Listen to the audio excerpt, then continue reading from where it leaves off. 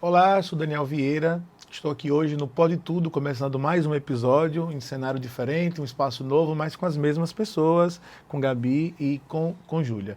Antes de eu continuar, eu vou passar para ela fazer a abertura do Pode Tudo, como sempre faz. Olá pessoal, sejam muito bem-vindos ao Pode Tudo, eu sou a Ana Gabriela. Eu sou Júlia Calumbi.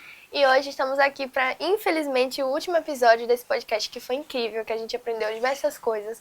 Que vocês continuem acompanhando os últimos posts e esse último vídeo seja incrível. Roda a vinheta.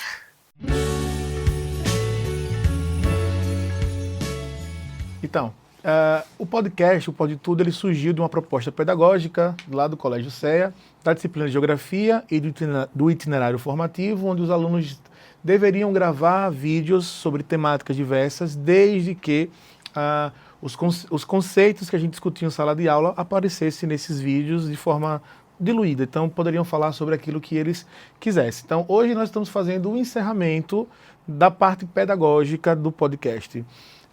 Então, para fazer esse encerramento, estamos fazendo uma roda de conversa, que é um espaço onde a gente vai conversar, bater um bate-papo, só para saber de vocês, as percepções que vocês tiveram referente a essa prática pedagógica que aconteceu durante todo o ano, certo? Então, assim, de início, assim, como foi para vocês participar do podcast? De início foi super um desafio, sabe? Porque assim, eu me vi sendo a líder de um grupo com pessoas diferentes, assim, e eu tive que acostumar com o jeito de cada um lidar com as coisas. Mas assim, a gente foi aprendendo bastante com o outro, aí eu fui aprendendo a fazer os posts, porque de início foi difícil, eu não sabia, tipo, o que fazer no Instagram. Aí eu comecei a falar com o pessoal, e a gente começou a estudar sobre como que a gente vai fazer, como que vai ser a intro. O nosso primeiro podcast não foi aqui na Unity, a gente procurou um lugar, foi até bem engraçado. Ela achou um lugar e era um estúdio. Foi uma complicação, mas depois foi tudo tão especial. A gente foi se dividindo, fazendo roteiro. Cada um fez sua parte e foi bem especial. Pra mim foi ótimo também, porque eu já tenho um pouco de vergonha, tenho um problema com comunicação. E isso ajuda muito a desenvolver. Tipo assim, muito, muito, muito. A pessoa perde a vergonha, consegue conversar mais, expor mais o que sente sobre o assunto. E foi ótimo, porque eu mudei de escola recentemente, estou no CEA agora, e eu gostei muito, já fui muito bem recebida, e principalmente no podcast eu adorei, porque não foi uma complicação, foi algo que eu realmente gostei, e um trabalho muito bom mesmo, que ajuda muito no nosso desenvolvimento. A preparação dos podcasts ajudou vocês a aprender além da sala de aula? Como foi esse processo? Sim, porque muitos assuntos que a gente escolheu, o senhor dava em sala de aula. Inclusive, em alguns trechos que eu vou colocar no nosso vídeo de encerramento, vai ter conteúdos que o senhor deu em sala, que eu priorizava porque era algo que eu já dominava.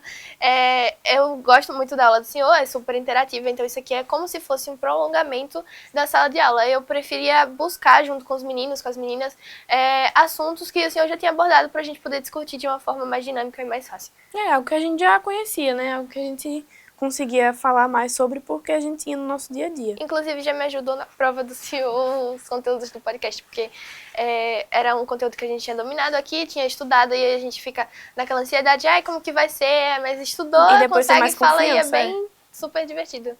E essa liberdade de vocês de poder escolher a temática, de ter essa autonomia para escrever os roteiros, para tudo, ajudou vocês ou atrapalhou?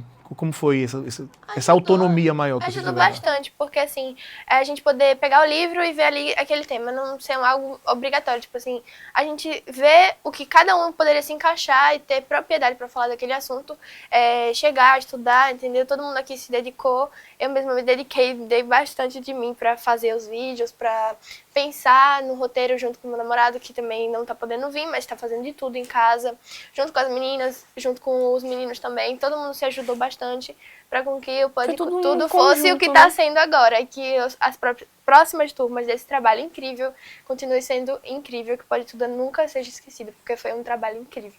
Que outras habilidades vocês desenvolveram que vocês não esperavam?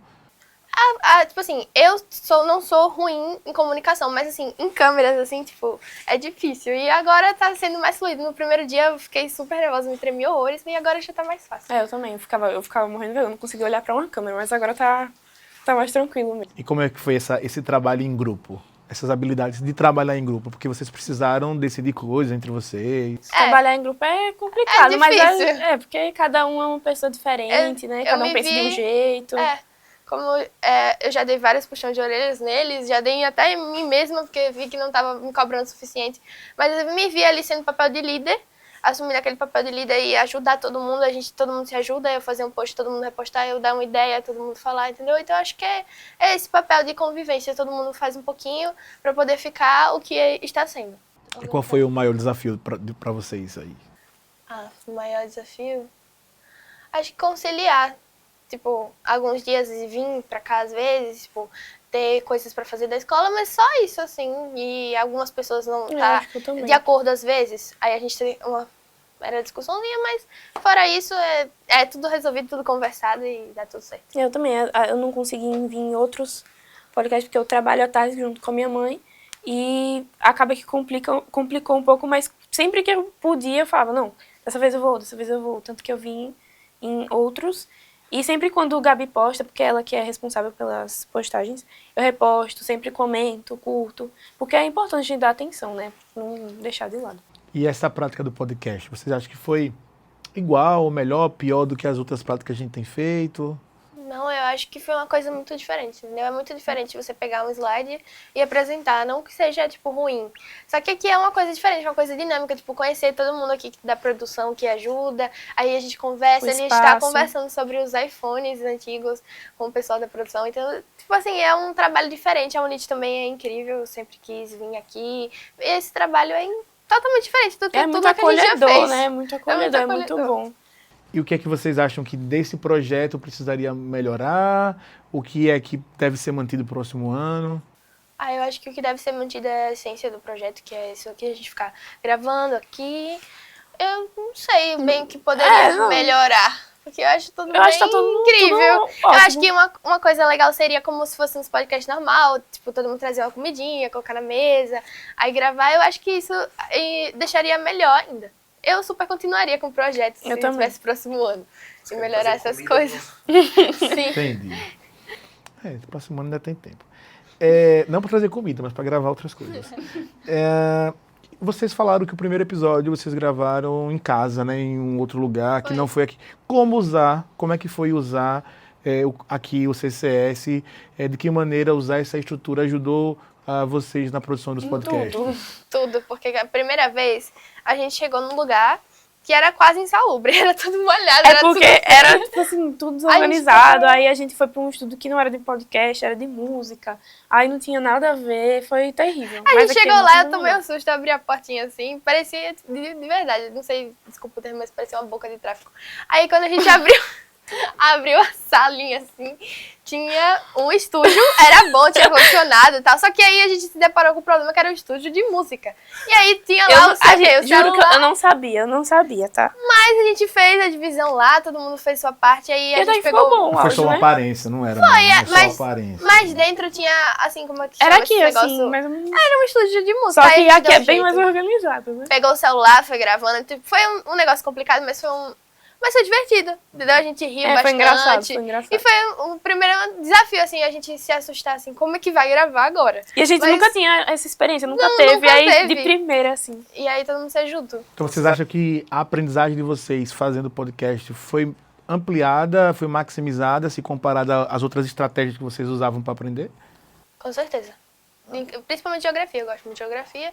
E a gente aprendeu bastante com, como eu falei, com os assuntos que a gente escolheu, porque eu não quis fugir do livro. Todos os assuntos que a gente pegou era do livro, justamente por causa disso, do conhecimento, porque eu achei que um podcast falando de coisas mais sérias, mais de aprendizado, seria melhor. Então, assim, eu sempre optei com isso. Tanto falei com todo mundo, pra gente nunca fugir do livro, entendeu? A gente pegava sempre temas do livro. Tipo, a gente falou muito sobre capitalismo, sobre ascensão política, geopolítica, a gente sempre falou sobre isso. Que foi o contexto. Acho que o primeiro foi até sobre economia, não foi? Foi capitalismo e suas práticas.